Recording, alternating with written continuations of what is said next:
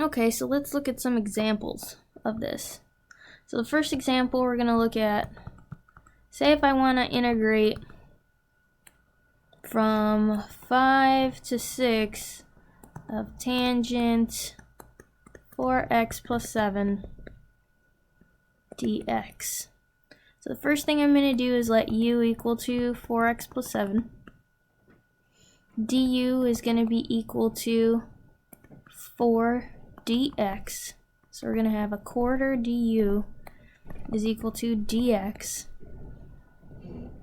We also need to note that these are boundaries, upper and lower boundaries for x. We need to change those into u.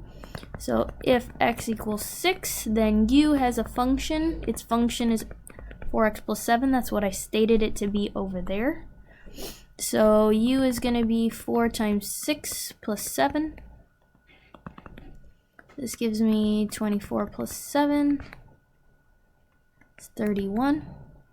And if x equals 5, then u equals 4 times 5 plus 7, which equals 27. So now we are going to change this entire integral to being from u equals 27 to u equals 31 of our new function, which is now tan u, and our dx is now equal to a quarter du, so I'm going to multiply that by a quarter du. And this will give me 1/4 the integral from 27 to 31 tan u du.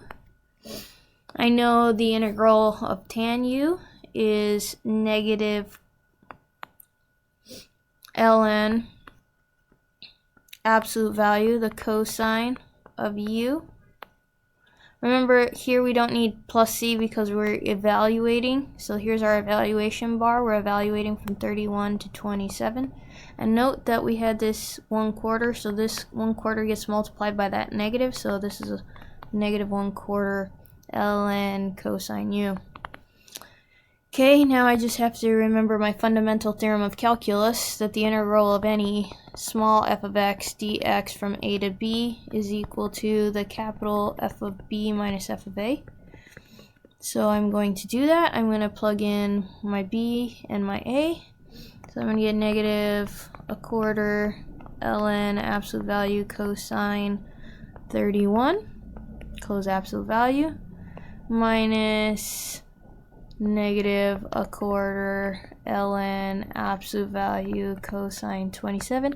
Make sure your calculator is in radian mode, and when you do this you should get an approximation. This would be the exact answer. I might just change this to be a plus sign. This is minus 1/4. If you saw this on the AP exam, I would stop here and look at some of the solutions to see whether or not they had the solution. Another possible way they can combine it is they'll combine the quarters, and then there's a property of logarithms, so any log a that's subtracted by log b is going to get me a division. So you might also see the solution as ln. Again, the positive value gets to go to the numerator, and the negative value, the one after the negative sign, gets to go to the denominator. So since my first quantity is negative here, so this one is going to be in the denominator, so I'll have cosine 31, and in the numerator, cosine 27. So you might see a response that look like this on the AP exam.